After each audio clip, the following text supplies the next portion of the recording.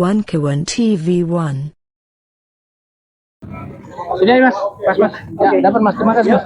Bang Aga. Oke. Bang Aga sini, Bang Aga.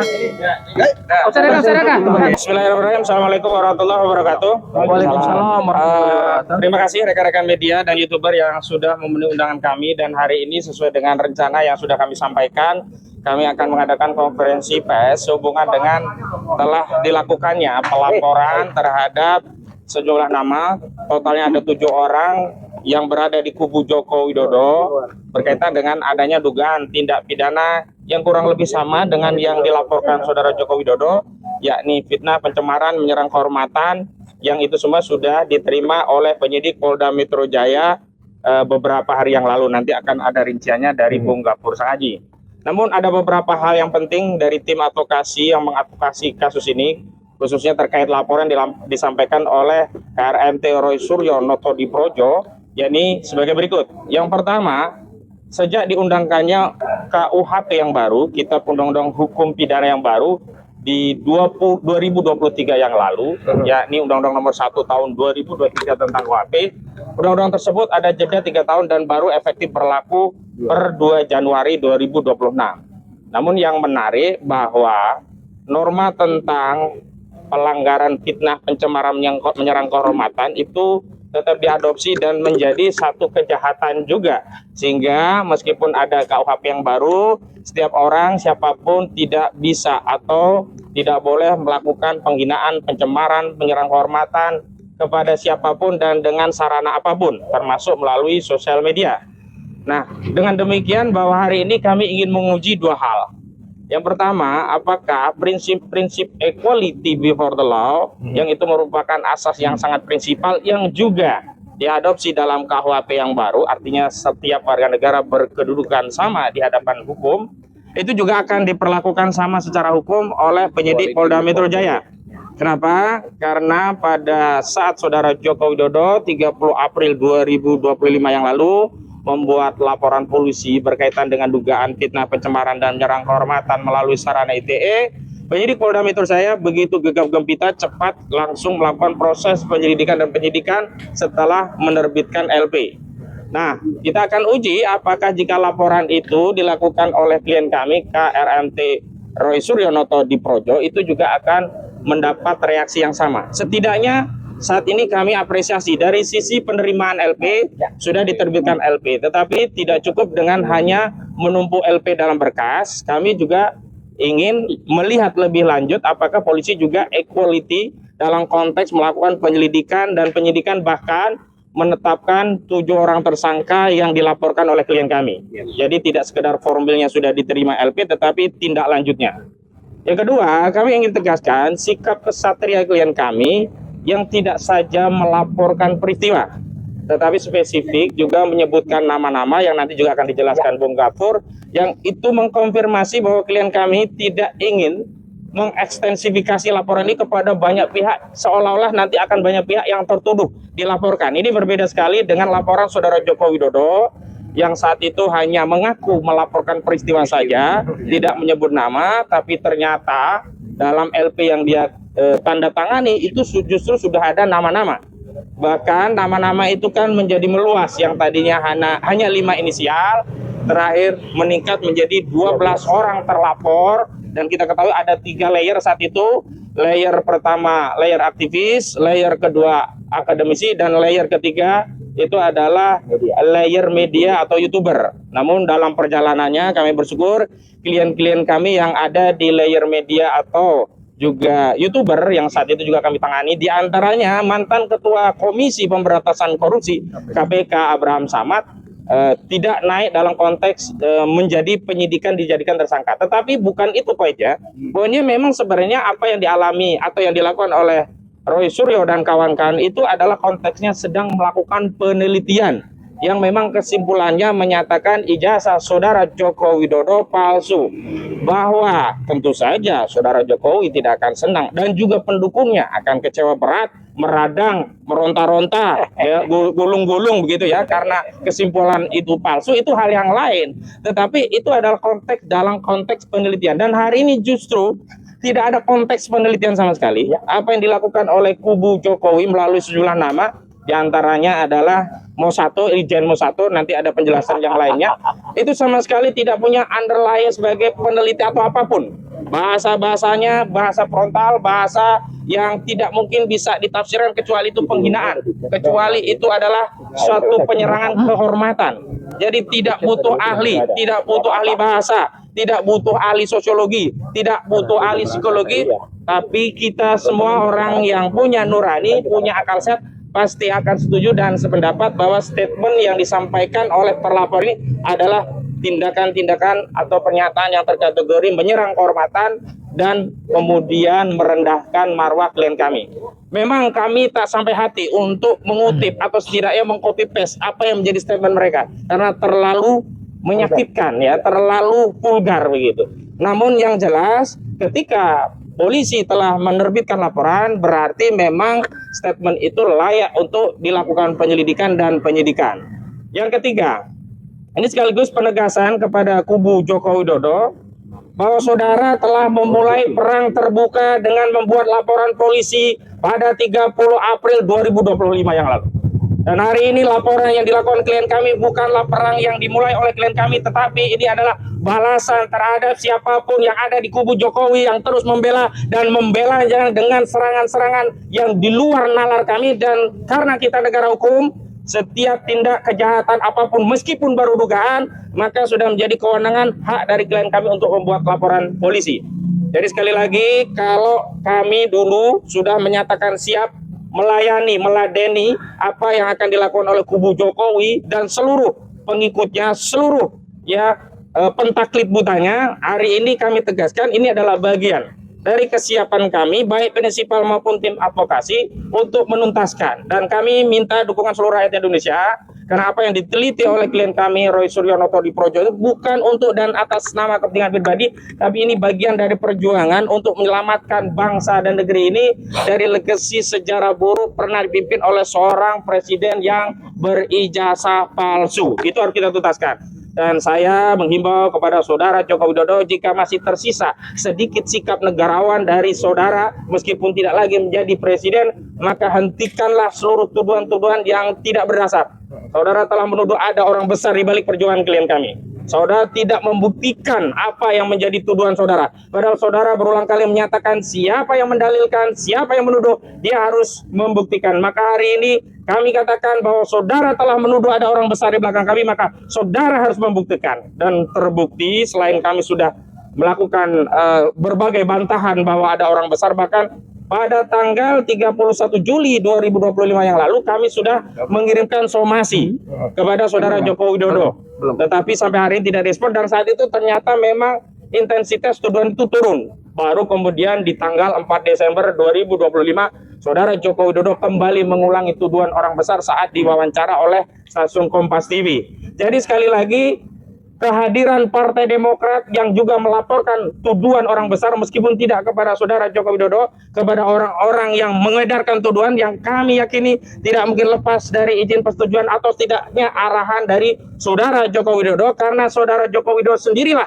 yang pertama kali mengedarkan tuduhan orang besar. Jadi itu ya 3 prinsip dasar kami dalam konferensi pers, dan selanjutnya secara teknis Bung Abdul Ghafur Sangaji akan menyampaikan rinciannya. Silakan Bung. Ya, terima kasih Bang Ahmad Kozinudin. Assalamualaikum warahmatullahi wabarakatuh. Salam hatuhaha. Pada kesempatan yang baik ini, pertama-tama saya mengucapkan selamat tahun baru kepada semua rekan-rekan media dan seluruh masyarakat Indonesia, bahwa pada tahun baru ini, sebagaimana tadi sudah disampaikan oleh Bang Ahmad Kozinudin, kita sudah punya produk hukum pidana nasional yang berlaku secara bersamaan, yaitu Undang-Undang Nomor 1 Tahun 2023 tentang KUHP dan Undang-Undang Nomor 20 Tahun 2025 tentang KUHP berlaku secara bersamaan sejak tanggal 2 Januari 2026. Dan kita bersyukur kedua produk hukum itu telah mewakili nilai-nilai Pancasila, kemudian Undang-Undang 45 dan kearifan lokal, karena di dalam hukum pidana material kita sudah diadopsi namanya peradilan adat atau nilai-nilai hukum adat di dalam hukum pidana material kita. Nah, tahun baru tentu selalu ada hal baru. tentu selalu ada semangat baru, tentu selalu ada spirit baru, dan tentu selalu ada optimisme baru, tetapi juga tentu selalu ada peristiwa-peristiwa hukum baru. Nah, terkait dengan peristiwa hukum baru ini, terhadap polemik ijazah Pak Joko Widodo yang dari awal diduga adalah ijazah palsu berdasarkan hasil penelitian Mas Roy, Bang Rismond, dan Dr. Tifa, laporan Pak Joko Widodo kemudian diumumkan penetapan tersangka pada tanggal 7 November 2025 yang melahirkan 8 tersangka. Hari ini, tanggal 8 Januari 2026, Mas Roy melaporkan 7 terlapor yang mereka tentu adalah pendukung Pak Joko Widodo. Angka 7 dan angka 8 telah menorehkan sejarah baru lagi, yaitu tanggal 7 November 2025 lahir 8 tersangka, pada 8 Januari hari ini lahir 7 terlapor. Ya, artinya angka 7 dan angka 8 ini melahirkan sejarah baru dalam konteks kekeseruan ijazah Pak Joko Widodo. Nah, perlu saya tegaskan bahwa apa yang dilaporkan oleh Mas Roy adalah dalam kapasitas sebagai seorang warga negara Indonesia, bukan dalam kapasitas sebagai tersangka. Ya, dahulu Pak Joko Widodo melaporkan Mas Roy dalam konteks sebagai terlapor. Hari ini di tahun baru kita masuk babak baru, ya, yaitu Mas Roy menjadi pelapor terhadap 7 orang yang kami duga itu adalah pendukung Pak Joko Widodo, ya.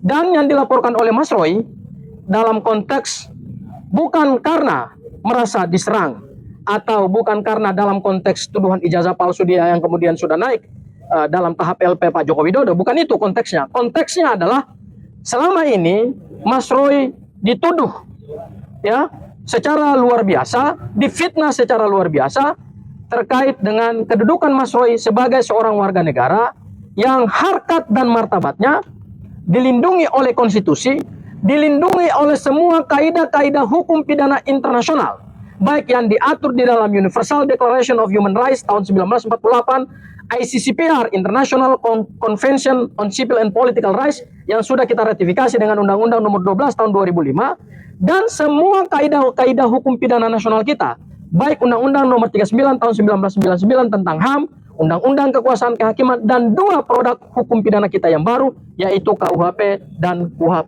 yang baru. Yang dilakukan oleh Mas Roy adalah melaporkan 7 orang yang kalau kita lihat delik kualifikasi deliknya sama dengan yang dilaporkan oleh Pak Joko Widodo, yaitu dugaan pencemaran nama baik dan fitnah. Bedanya adalah Pak Joko Widodo melaporkan dan kemudian lahir 8 tersangka itu menggunakan KUHP yang lama, yaitu pasal 310 dan pasal 311. Sekarang yang dilaporkan oleh Mas Roy itu menggunakan KUHP yang baru yang dilaporkan 2 pasal, yaitu pasal 43 ayat 2, 433 ayat 2, dan pasal 434 ayat 1. Ya.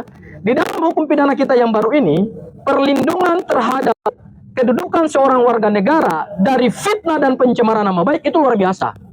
Ya, diatur di dalam bab 17 KUHP yang baru, dan luar biasanya di KUHP yang baru ini ada 5 pasal yang secara spesifik dari pasal 433 sampai pasal 437. Namun pasal 310 dan pasal 11. Jadi yang dilaporkan oleh Mas Roy lagi bukan karena kedudukannya sebagai seorang tersangka, tidak, tetapi karena kedudukannya sebagai seorang warga negara yang punya hak dan dilindungi oleh konstitusi dan dilindungi oleh hukum, mempunyai hak untuk melaporkan siapa saja yang diduga telah melakukan pencemaran nama baik dan fitnah. Itu hal yang pertama, ya. Hal yang kedua, yang dilaporkan ini ada 2 klaster. Klaster pertama, klaster di mana ada 5 terlapor yang diduga telah melakukan pencemaran nama baik terkait dengan tuduhan dan fitnah bahwa ijazah Mas Roy ijazah palsu. Ada hak dan martabatnya Mas Roy sebagai seorang pelatih yang dilindungi oleh konstitusi dan undang-undang. Itu klaster. Dan klaster ada 2 terlapor, yaitu terkait dengan tuduhan bahwa Mas Roy terlibat di dalam proyek korupsi Hambalang. Pada saat itu, Roy sebagai dari kader Partai Demokrat tegaskan berdasarkan bukti bukti yang sudah kami sampaikan kepada Metro Jaya, kami melaporkan ini dan Mas Roy saat itu bukan sebagai terlapor, bukan sebagai tersangka, dan bukan juga sebagai saksi. Sama sekali tidak ada hubungannya dengan proyek Hambalang itu. Ya, jadi nggak ada kaitannya.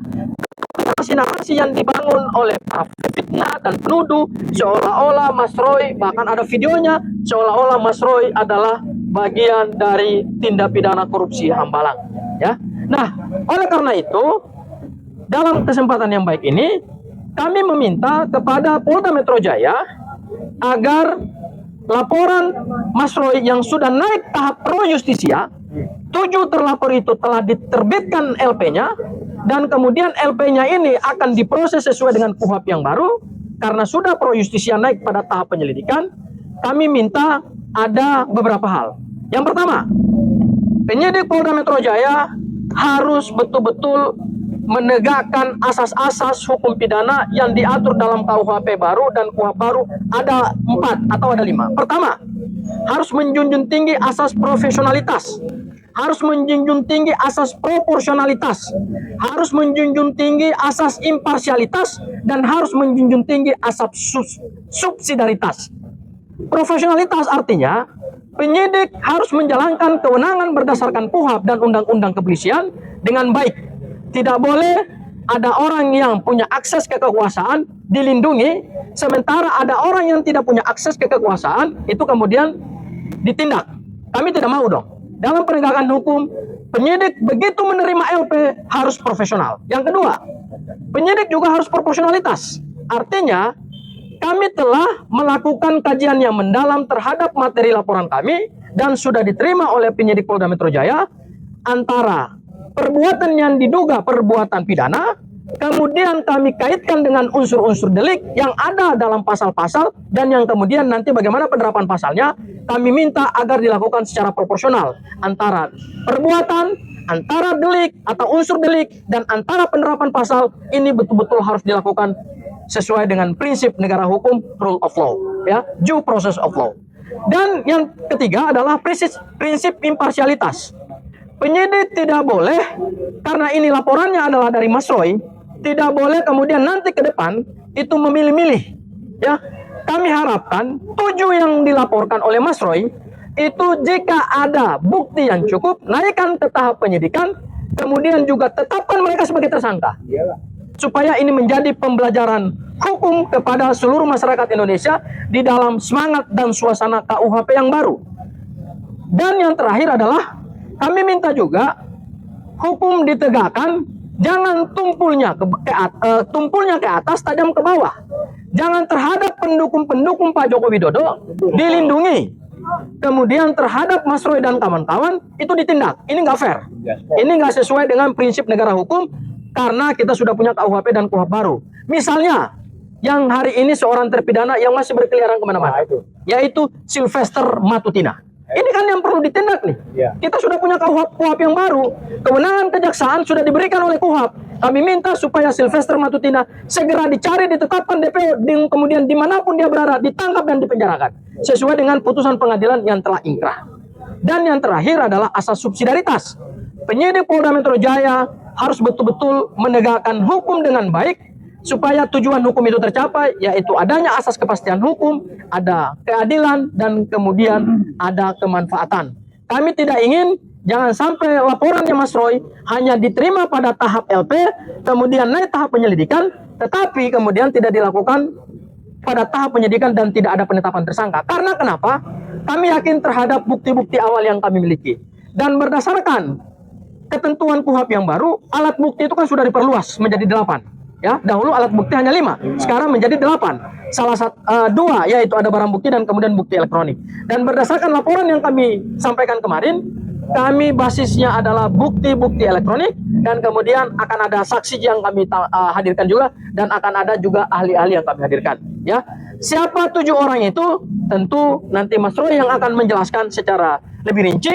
Dan kemudian apa saja peristiwa yang kami duga adalah peristiwa pidana, kemudian juga itu akan dijelaskan oleh Mas Roy.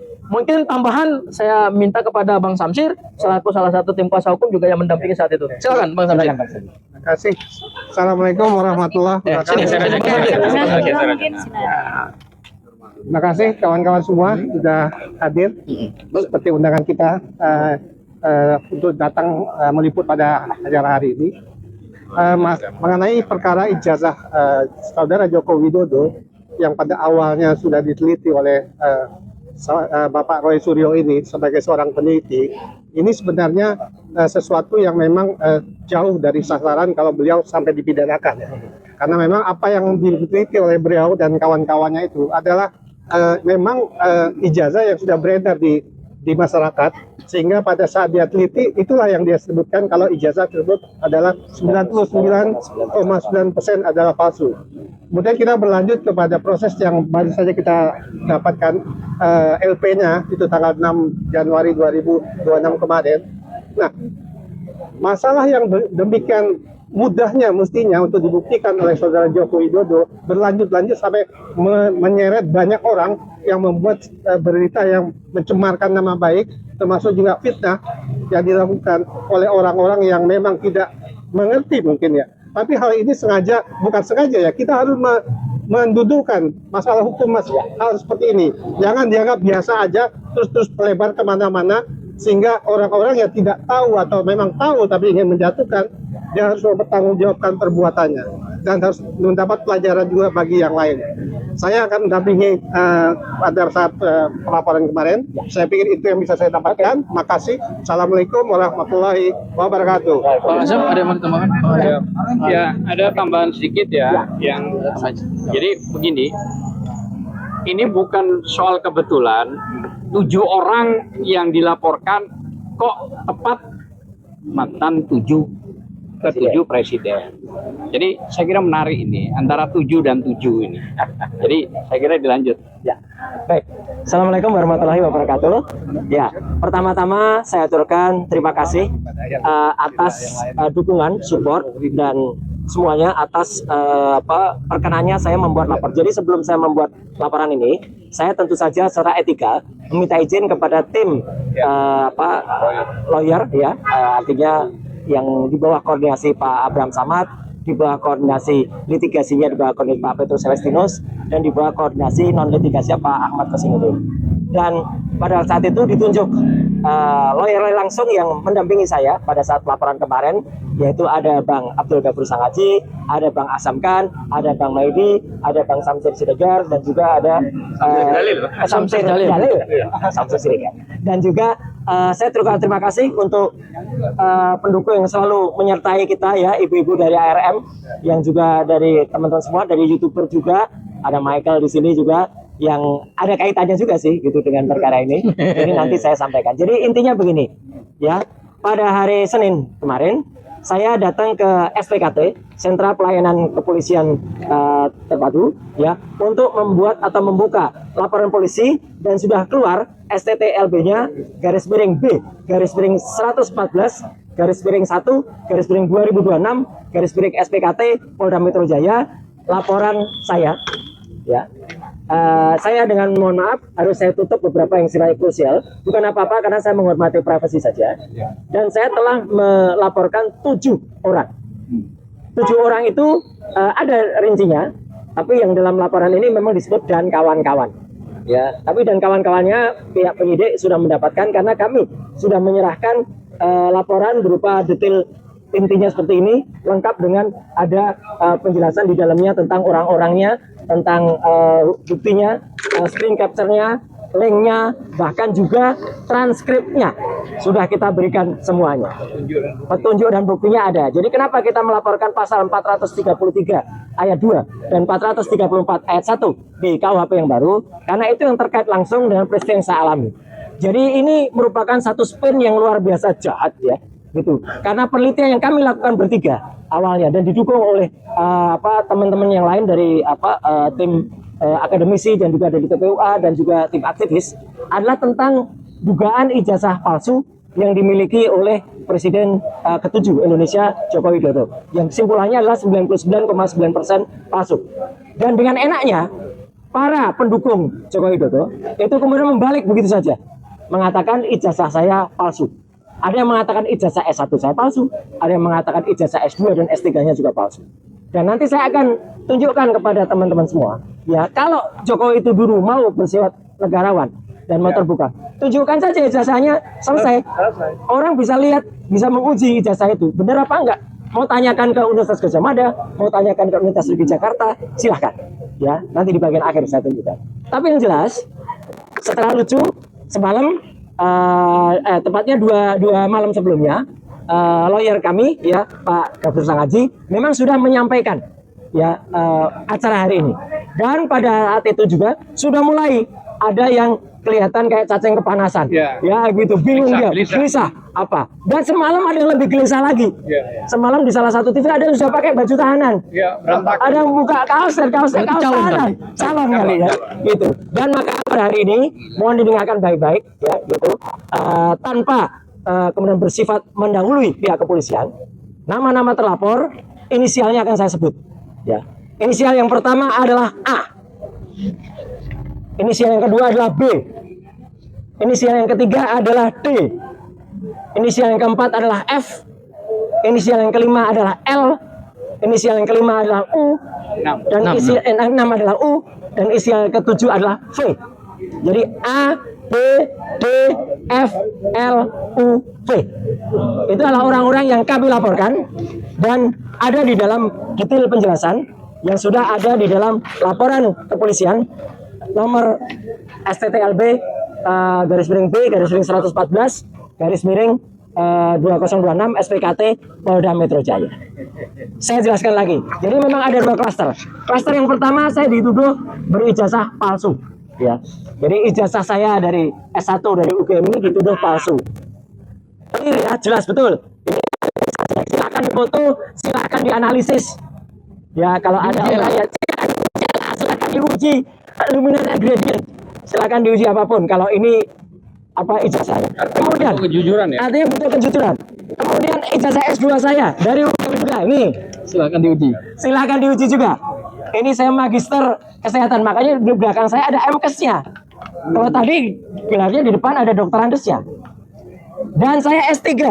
Kenapa saya perlu tulis S3? S3 inilah saya memutuskan untuk mengundurkan diri dari partai karena saya sekolah menempuh S3 ini. Dan alhamdulillah 4 tahun kemudian saya lulus dari Universitas Negeri Jakarta. Bisa diuji. Bisa diuji. Ya. Clear ya. Ya, jadi artinya 1, 2, 3, S1, S2, S3 ada semua, ya. Ada semua dan silakan kalau ada, ya, silakan. Dan kalau ada yang kemudian melakukan itu, mari kita buktikan dia berarti apa? Karena dia sudah menuduh ijazahnya palsu. Gitu ya. Kemudian bla bla bla. Yang kedua yang tadi sudah disebut, saya dituduh melakukan korupsi di partai di proyek Hambalang, ya. Saya justru mengundurkan diri dari partai itu karena mau sekolah tadi. Dan salah sedikit dari orang di partai itu yang telah memperoleh 5% sebagai kader terbaik partai. Saya kader terbaik dari partai itu tahun 2016. Dan setelah itu saya justru 4 tahun berikutnya saya izin kepada ketua umum waktu itu untuk mengundurkan diri karena saya mau sekolah. Jadi saya memang hubungannya tidak buruk, saya hubungannya tetap baik. Dan justru karena hubungan baik itu, maka ketika saya dituduh kemudian melakukan korupsi di Hambalang, alhamdulillah justru nanti akan ada saksi yang sangat prinsipal yang mengetahui persis ketika kasus Hambalang itu beliau berada di KPK. Ya, dan itu akan sangat membantu kita akan menjelaskan Roy Suryo tidak termasuk dalam lidik dan tidak ada. Clear banget. Ya, kenapa saya dibikin videonya? Jadi sebenarnya pasal 32 dan 35 Undang-Undang ITE pun masuk dan nanti akan didalami karena saya digambarkan ada di Hambalang, saya digambarkan ada di rombongan yang meneliti itu dan saya digambarkan terlibat dalam urusan itu. Jadi sekali lagi, tuduhan-tuduhan mereka kabar bohong dan fitnah adalah telak, ya. Dan itu masuk semua. Jadi makanya Polda Metro Jaya dengan cepat bisa menerbitkan LP karena mereka melihat tuduhan ijazah palsu adalah telak. Tuduhan saya terlibat korupsi Hambalang adalah telak, semuanya adalah fitnah dan kabar bohong. Jadi sekali lagi kepada 7 pelaku, ya, A, B, D, F, L, O, V. Siap-siap saja untuk menerima panggilan dari Polda Metro Jaya. Tidak perlu seperti cacing kepanasan, sudah pakai kaos tahanan, ya, gitu. Dan kemudian sudah, nah, dan baburgo lagi, ya, gitu. Itu kan apa? Dan sekali lagi terima kasih untuk TAKA, ya, di bawah koordinasi Pak Abraham Samad, Pak Petrus Selesi, dan Pak Ahmad Kosinudin yang sudah mendampingi, dan ibu-ibu semua juga ada lawyer-lawyer ibu-ibu di sini yang memberikan kami saran. Jadi sekali lagi saya tetap dengan etika, sebelum saya lapor saya minta izin dulu untuk menerbitkannya. Sekali lagi terima kasih. Wassalamualaikum warahmatullahi wabarakatuh. Ya, ada pertanyaan? Ya, cukup ya. Oke, terima kasih. Jadi ini bukan peristiwa yang dilaporkan semuanya. Semuanya udah jelas ya. Yang bohong peristiwa, ternyata laporannya bukan peristiwa. Ya, clear ya, udah semuanya. Ya, nanti saya sampaikan. Jelas ya semuanya. Nggak perlu saya tunjukkan ya. Ini detailnya ada semua nih. Gambar-gambarnya, videonya ada semua nih. Gambarnya, videonya ada semua nih laporannya.